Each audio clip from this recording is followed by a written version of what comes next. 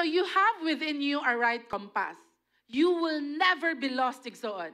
Because the Holy Spirit in you will direct you. Moingon yun na ang Holy Spirit in you.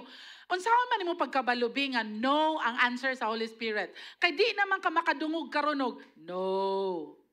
Dili naman ka makadungog na karon. Unsaon man mo pagkabalo na no ang answer sa Holy Spirit. Unsaon? Aligaga ka, uneasy ka, dili ka okay. Kung sige kag dili okay, you are definitely doing a lot of things that's against the direction of the Holy Spirit. Seek and you will find. Knock and the door will be open. Igsoon, the Holy Spirit is available. Pangutan na siya, Lord, unsa man siya will nimo. Because God will not let you like be in a situation that you're like hanging. Kung feeling nimo karon you're hanging, because you're waiting. The season of waiting is a feeling of like you're hanging. Di ka ka-decide ba? Kay you're waiting. And many of us doesn't like that feeling. We don't like nga because people wanted control. Atong ganahan, plan tanan, control. This is A, this is B, this is C. How about when the Lord's direction over your life is A to E to F and then to Z and then you're back to G? Malisang ka.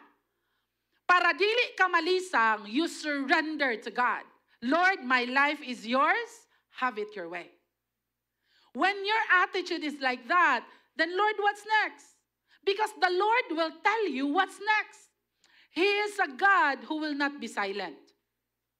He will give you direction through His Word, through someone else, and through circumstances. The more ta igsuon nga mahimong patient, the more ni mo masabtan ang timing ni Lord. The more ni mo masabtan ang direction ni Lord. Kabalo ba mo nga nung ang uban magdali? Actually, kay talawa na sila. Mahadloko na sila. Mahadlok sila nga masakitan, mahadlok sila nga maulahi, nahadlok sila nga basin og delay na kay ko, naa sila'y daghang fears, naa sila'y daghang concerns.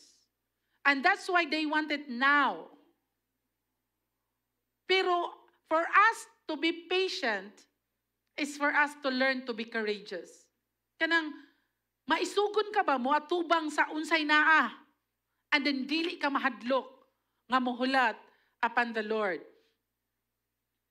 And lastly, determination to wait. Determination to wait. No, determined ka nga mohulat. Muhulat ko.